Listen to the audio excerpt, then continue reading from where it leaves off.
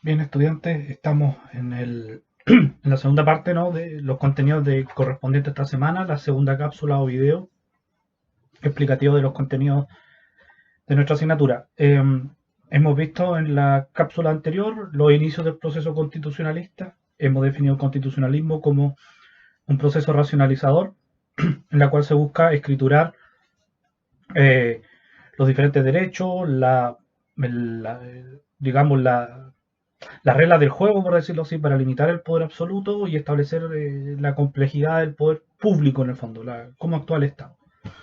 Y con eso creando la idea del Estado de Derecho, en la cual son los límites que contienen al Estado y a partir de cruzando esa línea, estamos ante la vulneración de derechos. Bueno, en este video y en esta cápsula vamos a proseguir con ese tema, pero en un ámbito temporal mucho más acotado, que es ya el año 1823 a 1828 en torno a tres temas. Uno, la historiografía del periodo, de este y de la cápsula siguiente. Dos, explicar los inicios del proceso constitucional chileno terminado la independencia o el proceso independentista. Y por último, ver dos casos de ese proceso constitucionalista, que sería la constitución de 1823 y las llamadas leyes federales de 1826. Y dejar amarrado, ¿cierto?,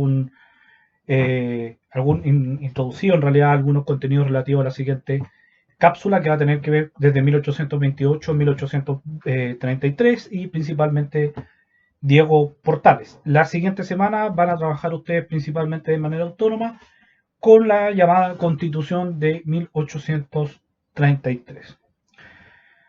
Bueno, 1823 culmina, ya sabemos, ustedes más o menos saben, culmina el periodo independentista. O'Higgins es obligado a renunciar debido a algunas revueltas provinciales en Coquimbo, en Concepción, dirigida en el caso del sur por Ramón Freire, otro líder de la independencia, otro prócer.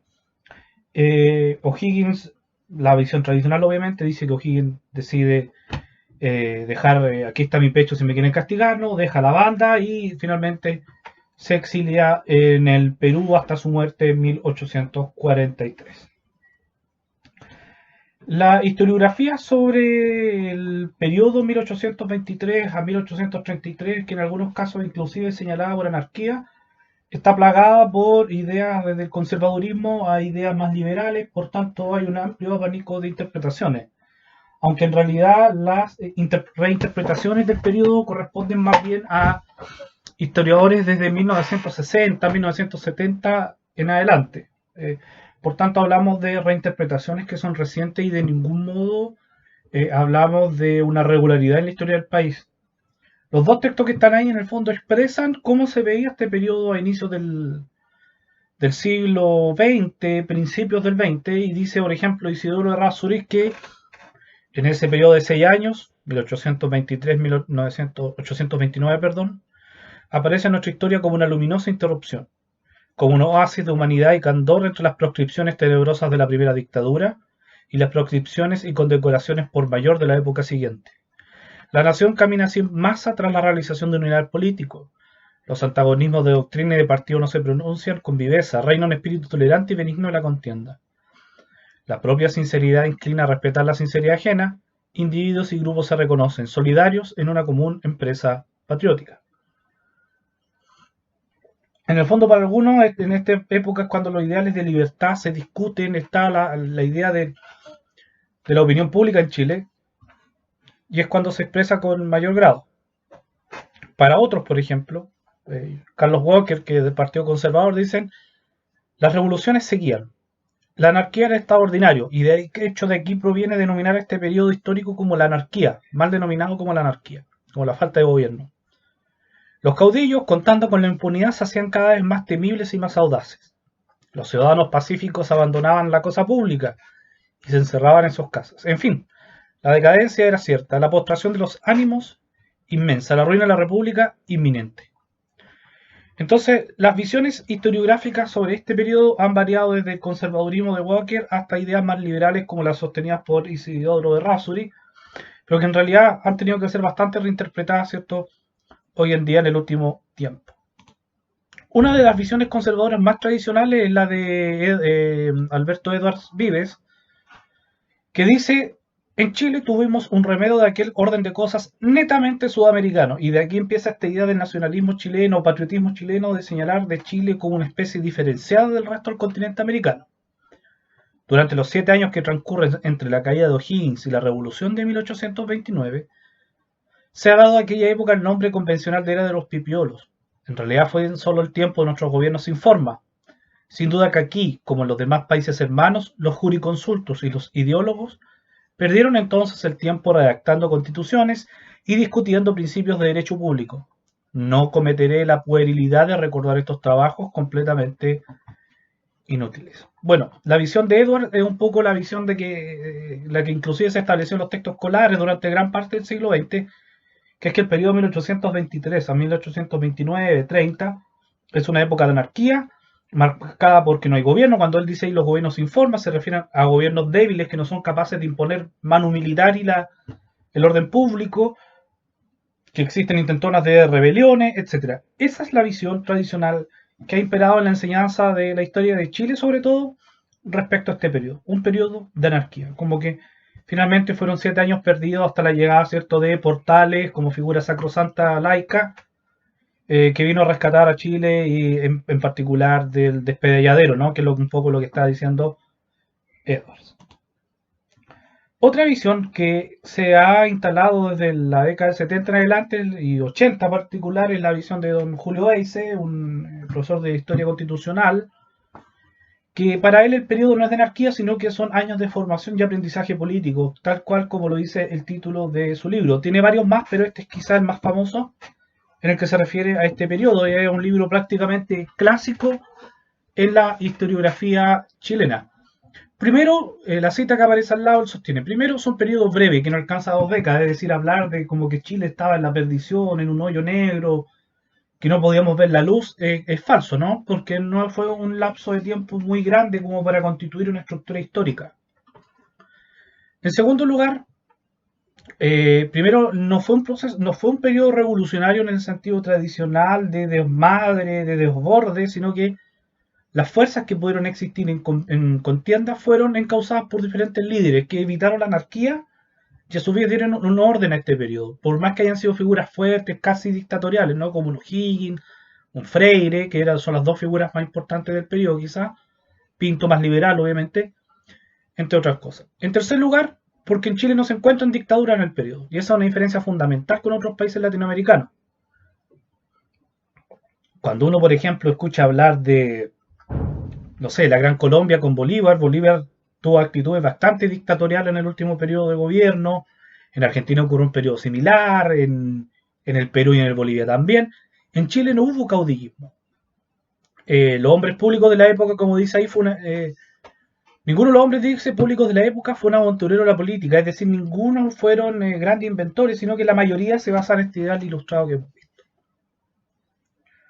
No hubieron pugnas raciales ni de clases, como ha pasado en algunas partes de América, en Venezuela con el llano, en otros lugares, en el Perú con los pueblos originarios, entre otras. Eso aquí en Chile no hubo, entonces tampoco hablamos de que hubo un conflicto social. Sexto dice que desde el punto de vista constitucional este periodo desempeñó un papel de preparación y aprendizaje político de singular trascendencia que no debe subestimarse. Esta es la principal tesis que postula Julio Eise, que el periodo finalmente permitió que todo lo que ocurrió después en Chile, después de 1833, suele mirar un poco positivo el periodo posterior, no así como otros historiadores, fue un periodo que permitió preparar a la gente, al hombre público, al hombre político, a los Portales, a los Rengifos, a los Prietos, etcétera, a los Bulnes, a todos los que van a participar después, les va a permitir aprender de la cosa pública. Recuerden que en la monarquía ellos no participaron, ahora es una fase donde pueden participar. Dice por último que es interesante comprobar que dos ideales, que por regla general constituyen magníficos resortes en la vida pública de los pueblos plenamente evolucionados, desempeñaron un muy significativo papel en la maduración cívica del pueblo chileno. Las ideologías, como instrumentos de motivación política, fueron elementos decisivos de la organización de la República. Es decir, junto con ser una fase histórica de aprendizaje político y de formación política de los hombres públicos, por decirlo así, también es una fase en que se empiezan a expresar nuevas situaciones, entre ellas la expresión concreta de facciones. podemos hablar de partidos políticos, pero en realidad no lo eran. Hablemos de facciones más bien, de facciones que se unían y se compenetraban entre sí pensando en ciertos ideales políticos. Hablemos del mundo conservador, más asociado a los pensamientos eclesiásticos, ¿no? Y por otro lado, el mundo liberal. Bueno, algo de por qué también se ha hablado de este periodo como anarquía tiene que ver con lo que ustedes pueden ver en el mapa, que entre 1823 hay una serie, no vamos a entrar en detalle cada uno, el que le interese recomiendo los libros de historia de Chile de don Diego Barros Arana, en el que se ven distintos, por ejemplo, disolución del Congreso, acuartelamiento, sublevaciones, montoneros y movimientos populares, entre otras cosas, ¿vale? En el fondo por eso algunos le dan el mote de anarquía a este periodo. Bien. Si en general nosotros tuviéramos que ver más o menos como un esquema organizacional explicativo del periodo que estamos hablando en este instante, podríamos hablar de que el proceso de conflicto político chileno es de una complejidad creciente, es decir, parte de cuestiones, recuerden, es unas dictaduras que son gobiernos principalmente simples en el sentido de entender de que ejercen fuerza, pero por otra parte el debate público, esta formación y aprendizaje político, como dice, terminan por generar conflictos políticos, las ideologías se enfrentan, ¿no? Y eso empieza a generar complejidades en el desenvolvimiento general de la estructura política chilena, que en realidad no es una estructura acabada, sino que en la época es una estructura que está en proceso, ¿cierto?, de formación, valga la redundancia. Existen dos grandes ejes de conflicto, uno que podía ser los, los patrones, la ideología, las ideas, no hay una ideología tan clara, pero hablemos de ideas que expresa la oligarquía mercantil más basada en la libertad de comercio, en la navegación, en el mundo mercantil del comercio, que prefiere un régimen autoritario y centralizado, ¿cierto?, para mantener esa libertad de comercio. Por otro lado, existen los que están rojos, ¿no? Existen los que son más partidarios de una participación más grande, el pueblo, centrado en el pueblo artesanal. No pensemos en el pueblo solamente en los pobres, sino en el pueblo, en el artesanado chileno, un poco en esta lógica media técnica industrial que empezaba a vivir en los países europeos y en la lógica productivista, ¿no? Más que el comercio, en la producción. Que es el grupo liberal y el grupo que propone la descentralización para que cada región, provincia pueda desarrollarse mejor en esos aspectos. En ese proceso de conflicto de política ideológica y de complejidad que cada vez va aumentando, al menos hay varias ideas que se tratan de expresar como parte de ese conflicto, de esas pugnas, en diferentes textos que van a ser considerados legales o constitucionales en Chile. Hablamos de la Constitución Moralista de 1823, promulgada en la época de Ramón Freire. Hablamos de las leyes federales de 1826. No hubo una constitución federal como tal, solamente hubieron leyes, 8. Y la llamada Constitución Liberal de 1828 durante Francisco Antonio Pinto. ¿Vale? Esos son los tres textos constitucionales que van a tratar de expresar o van a expresar de algún modo este eje de conflicto político. Ahora, en este periodo de los ensayos constitucionalistas, ¿no? Tenemos que primero hay varios conflictos, ¿no? Primero, en la época se trata de imitar los modelos clásicos, la República Romana, la democracia ateniense, existe una relectura de los clásicos que vuelven a raíz del pensamiento neoclásico, vuelven a estar en vigencia. Existen también fenómenos de imitación de constituciones vigentes como las de la norteamericana, ¿cierto? El federalismo. La idea en otros casos de imitación de Bolívar o Napoleón, ¿cierto? Con este gobierno fuerte, personalista, el llamado cesarismo democrático. También está el ejemplo de las constituciones francesas, 1791, 1793, 1814, ya con la restauración, o las mismas españolas como Cádiz, 1812. Pero también hay la principal dificultad, a pesar de todas las ideas que hay, todos tratan de aplicar de un modo bastante ideal, la dificultad pasa en cómo ponerse de acuerdo. Entonces, en esa dificultad cada uno se empieza a agrupar con los que piensan relativamente similar y se forman los primeros grupos políticos o partidos políticos, como dicen algunos, los pelucones o conservadores, los pipiolos liberales. También imperan lógicas de continuidad histórica en el sentido de que todavía hay cuestiones de la colonia vigente, empieza un gran periodo de auge de la prensa, y por tanto de creación de cultura política y también de la llegada de principios extranjeros que ya se pueden discutir en plena libertad. Por eso también se habla de un periodo de formación política, porque todos estos fenómenos empiezan recién a llegar y se están instalando. Bien, la Constitución de 1823 partía así, ¿no? Que el soberano Congreso Constituyente de la Nación, es decir, O'Higgins se va del cargo, se llama y se convoca un Congreso Constituyente y una Junta de Gobierno que llama un Congreso Constituyente, Freire elegido director supremo, eh, se promulga esta Constitución, ¿cierto? O sea, hay una discusión, ¿no? Y ¿no? dirigida por Juan Egaña, que es como el principal personaje que está metido en esta lógica de impulsar una nueva Constitución, ¿cierto? Dice que sanciona la Constitución Política del Estado de Chile, en el código siguiente, en el nombre de Dios omnipotente, creador, conservador, remunerador y supremo legislador del universo, la idea de la religión aún presente, ¿no ven? No hay una ruptura tan total. El Congreso Nacional Constituyente Chile decreta y sanciona la Constitución Política y Permanente del Estado en los siguientes títulos siguientes. Bueno, veamos algunas características, ¿no? Yo les mencionaba que este personaje, Juan Egaña, es quien en realidad fue el principal impulsor de esta ley y llegó a conocerse como la Constitución Moralista por lo siguiente. En el artículo 249, aunque en realidad toda la Constitución está impregnada de esto, dice que la legislación del Estado se formará el código moral que detalle los deberes del ciudadano en todas las épocas de su edad y en todos los estados de la vida social.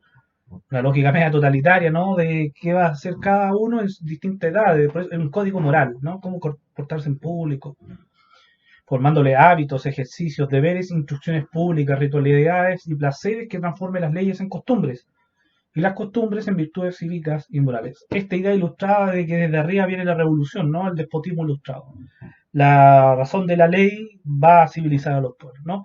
Los artículos siguientes son la base de este código que se ejecutarán desde ahora. Bueno, la Constitución en realidad, si tuviéramos que ver un esquema, más o menos era como esto.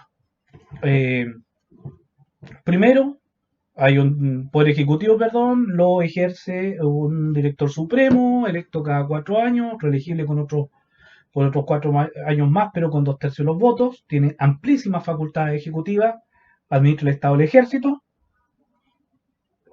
es asesorado por 3 ministros que se llamaban secretarios de Estado, el poder legislativo es ejercido por un Senado conservador y legislador, no hay individuos, 6 años reelegibles, que controlan los actos del director supremo y discuten los proyectos de ley enviados por él, pero a su vez ambas instituciones son fiscalizadas por un Consejo de Estado que actúa como tribunal constitucional y por una Cámara Nacional que es como una Cámara baja compuesta entre 50 y 200 consultores elegidos del pueblo. ¿Qué eran el pueblo, no? Los ciudadanos activos, hombres de 21 años, casados, en Chile no hay esclavitud, es decir, se abole completamente. Para ser ciudadano había que tener una hacienda, ejercer comercio, tener alguna profesión industrial, ser inventor y había que ser católico apostólico romano con exclusión de las otras religiones. La Constitución también proveía que la economía nacional iba a ser dirigida desde el Estado, que había un tribunal de libertad de imprenta, estaba lleno de una complejidad enorme de reglamentos y había una comisión de conciliación nacional para dirimir disputas entre los diferentes órganos del Estado. Esta Constitución, por la complejidad que hemos visto, la creación de los códigos morales, la idea de este control de 2 o 3 cámaras controladoras, de tanto código, finalmente hizo que la situación fuera inaplicable y finalmente esta Constitución prácticamente fue promulgada, etcétera, pero de ningún modo tuvo un funcionamiento total, sino que fue un desastre constitucional en ese sentido. Un texto muy bonito, muy ideal, pero sin capacidad para transformarse en una realidad práctica, real, de realidad, realista, ¿no? A las condiciones locales. Por ejemplo, miren, el ciudadano chileno con ejercicio de sufragio en las asambleas electorales, todo Chile, ¿quiénes son? 21 años, o que está matrimonio, o antes si tiene matrimonio no, tiene que tener por propiedad inmueble de 200 pesos, giro de comercio de 500 pesos, dominio profesión incluida en diferentes cuestiones, inventores, industriales, el que hubiera cumplido con mérito cívico, todos deben ser católicos romanos si no son agraciados por el Poder Legislativo, entre otras cosas. Por Isabel leer y escribir desde el año 1840, o sea, se pensaba el país en una lógica inclusive hasta de larga duración histórica, en el sentido de cómo las leyes iban a civilizar, cómo las leyes iban a instruir moralmente al pueblo y el pueblo se iba a civilizar y esto iba a conformar una comunidad de ciudadanos, ¿no es cierto? Un poco heroica, épica, ¿no? En esta lógica del antiguo mundo, del mundo clásico, ¿no? De la ley, el espíritu de la ley. Bueno, la cuestión es que fracasó totalmente esta constitución, finalmente hubo un autogolpe de Freire cuando estaba en campaña en Chiloé, ¿cierto? Conquistándola en 1826. Freire es apoyado por un autogolpe, que declara nula la constitución y se inicia la discusión de las llamadas leyes federales, ¿no? Que en realidad las leyes federales lo que van a hacer es, dicen, el 1825, la constitución golpe de Estado, lo que le acabo de declarar yo, y se señala que la República de Chile se constituye por el sistema federal cuya constitución se presentará a los pueblos para su aceptación. Bueno, entonces finalmente en esta primera etapa de este periodo de emancipación chilena del año 1823 a 1826, lo que nos interesa saber desde el punto de vista de esta cápsula es que es un periodo de formación política, que se expresan dos conjuntos nuevos de leyes, pero que en ninguna realidad ambos se pueden aplicar.